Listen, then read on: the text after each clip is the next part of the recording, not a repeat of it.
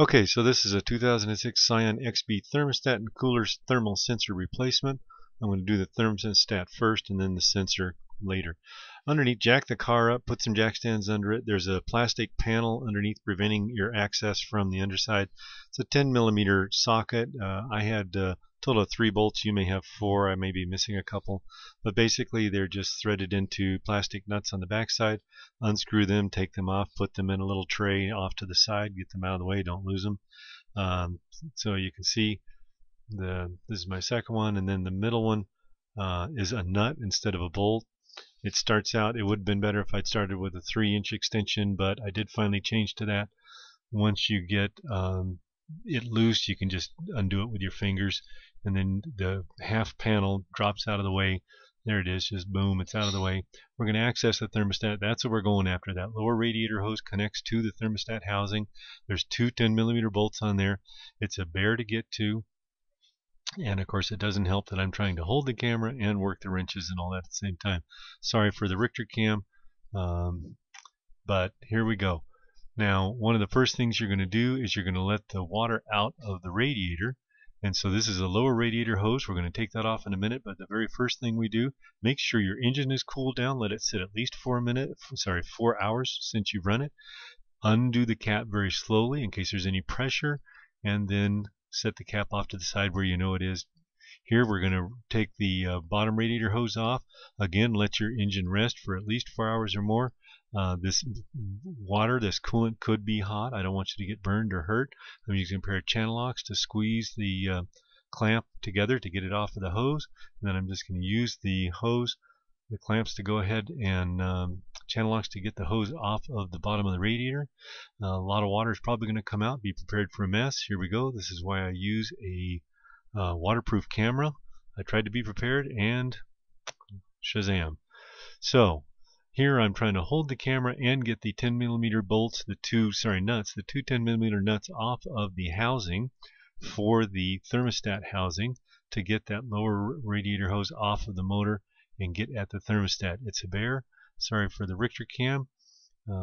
Once you get those 2 little nuts loose, you can get up in there with your hand and just take them off. They come off pretty easily. Once you do that, then it's just a matter of going ahead and pulling that. I grabbed the hose. I left the hose on to the housing because I thought it was easiest. And just pull that hose. The housing and the hose come off. The thermostat stays in place. You pull that down and out. And now you've got the bottom hose and the thermostat housing out of the way. There's the thermostat. Mine was kind of stuck in place, so I took a straight blade screwdriver and hooked it under the little edge of that thing that you see there and pulled it right out. Here I'm just taking it right out. It does have a cool little gasket that actually hooks around the edge of the thermostat, kind of like a little taco or something. Here's the new hose that I'm putting in and the old hose that I had. The old hose was pretty good, but notice it's a little bulbous around where the clamp was, and that's an indication that it might fail soon, and I didn't want to have to take this thing off again anytime soon. There's where the thermostat goes. That's the housing for the thermostat on the motor. Just take the thermostat, get that gasket on there, put it in so that it fits in the same way that you pulled it out. That's what it's supposed to look like. Then in this case, I actually had the housing upside down, so I realized that and I had to turn that around. Once you get your housing on correctly, it'll point down, it'll angle down. There you go, that's where I got it on correctly. And then just put your nuts on and you're set to go. Put everything back together. Now here's where we do the thermal sensor, and the dealer was going to charge me something like $250 to replace the thermal sensor. At the auto parts store, the thermal sensor was about $63, $65. You got to get the air box off, so you got a couple of clips there. You've got a hose you got to take off there. You've got a crank ventilation tube that's coming, the one with the clamp, the little clamp right there. Here we're taking that off. Once you get all of those off, the thing is hinged in the back, and you can just pick it up, take that main big hose off the front, and then once you get that main big hose off the front, you hinge it up from the front, from the top, and it hinges at the back. Here I used a 10 millimeter on that instead of a Phillips. I think it's quicker with the socket.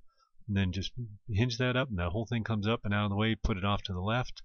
Now we've got to get the box out of the way. Those are 3 10 millimeter bolts, and you need about a 9 or 10 inch extension to be able to get a ratchet down in there. I used a 6 and a 3, which means I had a 12-inch extension. And so just go ahead and take those 3 bolts out. Be sure and pull them out so you don't drop them into the intake hose that's there.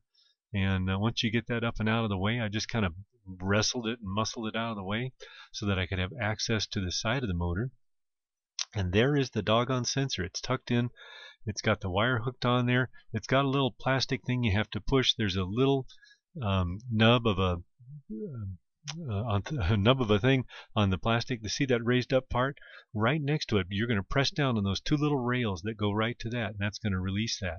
Now here's the trick. Use a 19 millimeter deep well socket, and it must be a fully deep well socket. I had a 19 millimeter that was more like a spark plug socket that wouldn't allow the whole body of that thing to go up inside of it. So thankfully I had this. It was deep all the way through. I was able to put that on the piece. Here I'm taking the original one off of the motor, and with about a 6-inch extension on there. Just go ahead and crack that loose. It's very simple. It doesn't have a lot of torque on it. I recommend you don't put a lot of torque on it. It is a brass fitting, so it seals up really nicely. I didn't use any sealant or tape or anything like that, and it's perfectly beautifully sealed.